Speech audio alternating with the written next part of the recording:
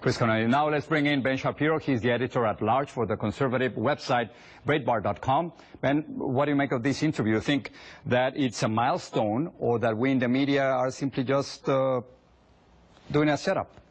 You know, I'm happy for Michael Sam because he's being who he wants to be, and that's wonderful. I do think that the media is overblowing it because the media has a particular purpose here, and that is anytime the media senses a milestone, the milestone is directed against people who don't exist, namely this great vast number of people apparently who hate Michael Sam and hate gay people. I don't think America's a homophobic place.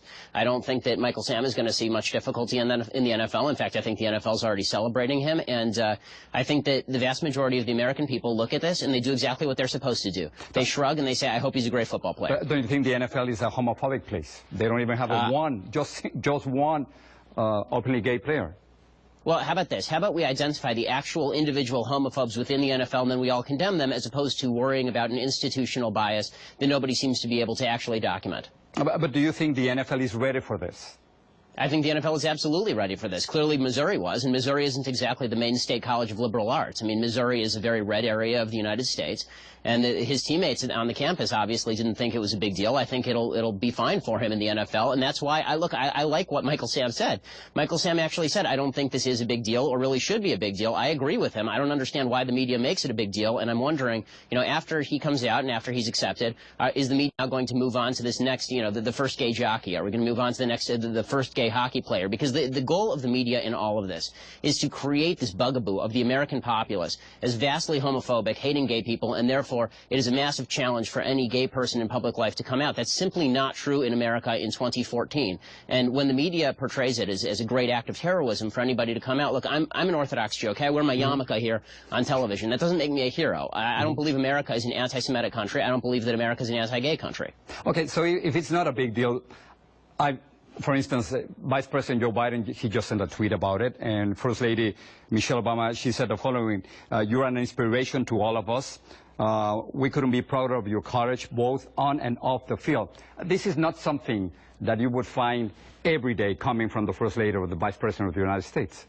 Right, it's politically motivated. The reason that the First Lady and the Vice President of the United States do this is they are implying that there is some sort of vast conspiracy to keep people like Michael Sam out of public life, and that's simply not true. Look, if you want to portray Michael Sam as Jackie Robinson here, then you actually need a Ben Chapman. You need somebody on the other side who's speaking out against Michael Sam and saying it's so terrible that Michael Sam came out of the closet, it's so terrible to have gay people in the NFL. I'm still looking for that human being. Not precisely a conspiracy, but wouldn't you say that there's a lot of discrimination in this country against gays and lesbians? I would say overall there's a vastly minute amount of discrimination in this country against gays. The FBI statistics show there are about the same number of attacks on Jews in this country as there are on homosexuals, and this is not a country that discriminates against either Jews or homosexuals. And when we do find somebody who does discriminate against homosexuals, they should be called out by every person of good-hearted intent as they are in the United States in 2014. This is not 1952. All right, so let's listen to another voice, former NFL coach Herm Edwards. He said the following to ESPN. Let's listen. The thing you talk about in the organization with the GM and obviously the owner is, can we handle this guy? Can we handle the media that's going to come along with his situations? He's bringing baggage into your locker room.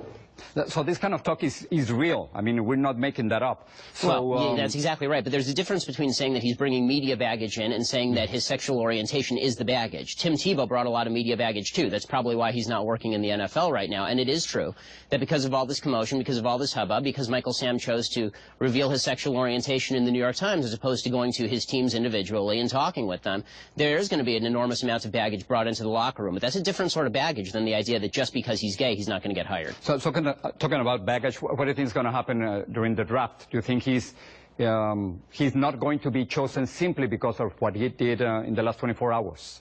No, I mean, I think that probably there will be some teams that pass on him because they don't want the publicity associated with picking Michael Sam, but I think that he's going to be picked pretty close to where he was going to be picked anyway, because bottom line is, in America in 2014, thank God, this is a meritocracy, and I think that you look at football teams, and if they feel that Michael Sam can play and play well, they'll pick him.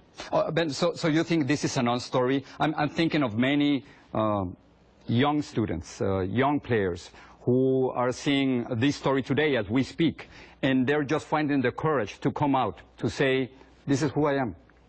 I think precisely the opposite. I think the more casually we treat people coming out of the closet as opposed to a vast national celebration every time somebody comes out of the closet, that'll make it easier, not harder, for gay people to come out, because they're going to look at the situation and say, look, it's not about me facing discrimination. I don't have to overcome some sort of huge mythical challenge from the quote-unquote right-wing establishment. I can come out when I want, and I can do what I want with my life, and I don't have to face all of this discrimination. The more we play up the idea that there's discrimination, this sort of phantom discrimination, the harder it is for people to come out. But I'm surprised, Ben, that you're saying that there's no discrimination in this country against gays. I'm saying that compared to other countries, there is a minute amount of discrimination in this country against gays. Ben, thanks so much for talking to us. Thanks so much. I really appreciate it.